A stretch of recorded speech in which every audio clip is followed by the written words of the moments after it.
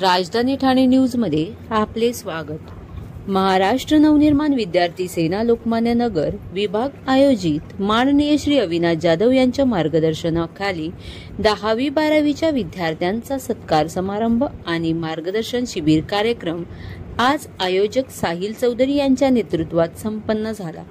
यावेळी कार्यक्रमात प्रमुख पाहुणे मनसेचे महाराष्ट्र राज्य सरचिटणीस माननीय श्री संदीप पाचंगे तसेच ठाणे शहराध्यक्ष निलेश वैती, ठाणे उपशहर अध्यक्ष मयूर तळेकर, शहर सचिव अमित मोरे तसेच राजा शिवाजी विद्यामंदिर शाळेचे मुख्याध्यापक माननीय श्री थोरात व माननीय श्री शिर्के आणि मनसेचे इतर कार्यकर्ते उपस्थित होते।